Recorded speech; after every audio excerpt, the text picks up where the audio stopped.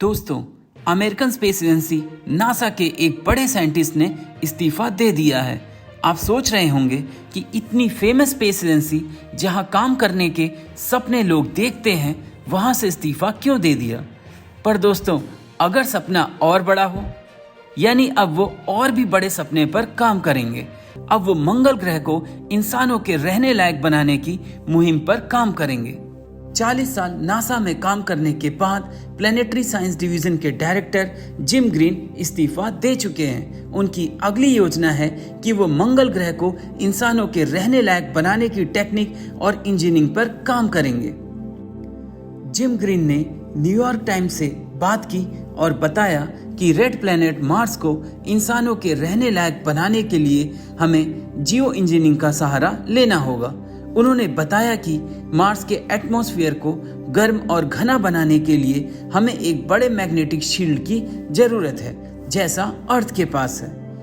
अर्थ के पास जीवन है क्योंकि बहुत ही स्ट्रॉन्ग मैग्नेटिक फील्ड अर्थ के चारों तरफ है, जिसे मैग्नेटोस्फेयर कहते हैं। ऐसा माना जाता है कि अर्थ के अंदर मोल्टन कोर है जो रोटेट करता है और इसके राइज करने, कूल होने, सिंक करने से मैग्नेटिक फील्ड जनरेट होती है जो हमारे प्लेनेट को कवर करती है। अब जब सन से हार्मफुल चार्ज पार्टिकल्स अर्थ की तरफ आते हैं और इस मैग्नेटिक फील्ड से इंटरेक्ट करते हैं, तो अर्थ का magnetic field in charge particle पर फोर्स लगाता है। इसलिए लगाता है क्योंकि moving charge particle magnetic field generate करता है, जिससे ये एक दूसरे को रिपल करते हैं। अब अर्थ मैग्नेटिक फील्ड इस मैग्नेटिक फील्ड को रिपल कर देता है, जिससे ये चार्ज पार्टिकल दूर चले जाते हैं। इस वजह से हमारा एटमॉस्फेयर चार्ज पार्टिकल और कॉस्मिक रेडिएशन से बच जाता है। अब देखा जाए तो मार्स के पास ये मैकेनिज्म नहीं है, लेकिन आज से करीब 4.3 बिलियन ईयर्स पहले जाएं तो मार्स बहुत कुछ अर्थ जैसा था। इसके पास अच्छा खासा एटमॉस्फेयर था, झीलें थी, नदियां थी और समुद्र भी थे। और ऐसा तभी हो सकता था जब इसके पास इंटरनल अर्थ जैसा मोल्टन कोर होता, जो इसके मैग्नेटिक फील्ड को बनाए रखता।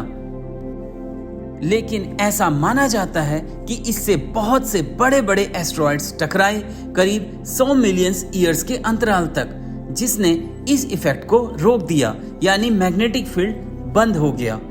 अब हम इस बंद हो गए मैग्नेटिक फील्ड को फिर से जियो इंजीनियरिंग से शुरू करने वाले हैं।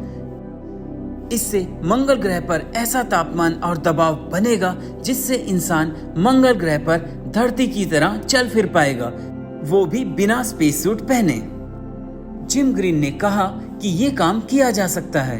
मंगल ग्रह पर दबाव लगातार बढ़ रहा है। रेड प्लेनेट मार्स टेराफॉर्म यानी जीने के लायक बन जाएगा। इसी के साथ वहां का तापमान और दबाव भी बदलेगा। जैसे ही दबाव बढ़ेगा वैसे ही तापमान बढ़ेगा। लेकिन मेरी योजना अगर अमल में लाई जाए तो इंसान मंगल ग्रह की सतह पर पौधे भी उगा सकता है, वहां पर ज्यादा दिनों तक जीवन को चला सकता है।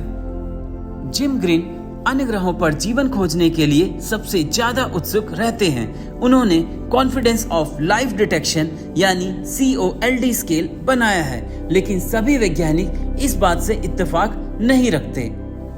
कई बड़े साइंटिस्ट ये मानते हैं कि मार्स पर जाकर इंसानी बस्ती बनाना ठीक नहीं है, क्योंकि इंसान ने जिस तरह धरती को खोदकर उसमें से कई मिनरल्स का दोहन किया, जिससे जलवायु परिवर्तन हमारी धरती को नष्ट कर रहा है, वैसे ही मंगल ग्रह के साथ भी होगा।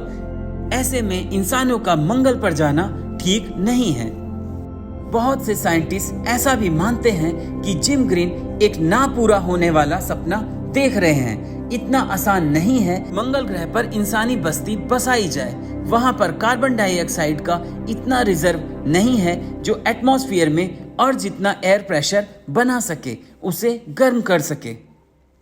जबकि जिम ग्रीन का कहना है कि वैज्ञानिकों को पॉजिटिव सोचना चाहिए। अगर वहां हमें जीवन का छोटा सा भी रूप मिलता है तो हमें आगे की खोज और रिसर्च के लिए तैयार रहना चाहिए। नासा और बहुत से अलग अलग यूनिवर्सिटी के वैज्ञानिक जो इस प्रोजेक्ट पर काम कर रहे हैं, उनका कहना है कि मंगल ग्रह को पृथ्वी जैसा बनाने के लिए इसके तापमान में भारी वृद्धि करनी पड़ेगी, जिससे मंगल ग्रह पर पानी जमने के बजाय स्टेबल फॉर्म में रह सके। कुछ शोधकर्ताओं का दावा है कि ग्रीन हाउस गैस मंगल ग्रह के वातावरण में पहले से ही मौजूद है। हम थ्योरेटिकल रूप से तापमान को बढ़ा सकते हैं और वातावरण को अर्थ जैसा बनाने के लिए एक कोशिश कर सकते हैं। इन शोधकर्ताओं ने पिछले 20 साल से मंगल ग्रह का अध्ययन किया है और अलग अलग स्पेसक्राफ्ट और रोवर से कलेक्ट डेटा का इस्तेमाल करके इस बात का पता लगाने की कोशिश की है कि मंगल ग्रह पर कितना कार्बन डाइऑक्साइड मौजूद है। लेकिन कई रिसर्च से पता चला है कि जो CO2 मार्स पर मौजूद है वो चट्टानों या ध्रुवीय बर्फ में जमा है। इन इलाकों में गैस बहुत पतली और ठंडी है। ऐसे में इस तरह का वातावरण पानी को स्टेबल रखने में हेल्प नहीं करता है, जो कि जीवन के लिए जरूरी है। इसके दोनों ध्रुवों पर थर्मोन्यूक्लियर हमले करने पड़ेंगे। इससे बर्फ की चादरें पिघल जाएंगी और ध्रुवों पर कार्बन डाइऑक्साइड और पानी निकलने लगेगा। इसके चलते ग्रह पर ग्रीन हाउस गैसों का प्रभाव शुरू होगा। इससे पूरे ग्रह का तापमान बढ़ेगा और सतह रहने लायक होने लगेगी। इस दिशा में काम करने के लिए कई सारे वैज्ञानिक लगे हुए हैं। मशहूर बिलियनियर एलन मस्क इस ओर $1 बिलियन का निवेश कर रहे हैं। UR राव, जो कि पूर्व चेयरमैन है इसरो के, उनका कहना है, I am certain that human beings will one day settle on Mars. There are ways of transforming the planet to suit human life. बिना ग्रीन हाउस इफेक्ट के अर्थ का टेम्परेचर -18 डिग्री सेल्सियस होता, जो कि अभी 15 डिग्री सेल्सियस है। यही effect Mars पर भी कार्बन डाइऑक्साइड बनाकर लाना है। इसी वजह से मार्स को और करीब से जानने के लिए इसरो अपना एक मार्स मिशन मंगलयान 2 भी भेजने वाला है, जिसमें हाईटेक इमेजिंग इंस्ट्रूमेंट्स लगे होंगे। मून पर लैंडिंग प्रूफ करने के बाद इसरो मार्स पर भी लैंडिंग करना चाहता है। इवन इसरो का मार्स पर भी रोवर भेजने का प्लान है। ये सारे संकेत इस बात का प्रमाण है कि इंडिया भी मार्स की रेस में शामिल है।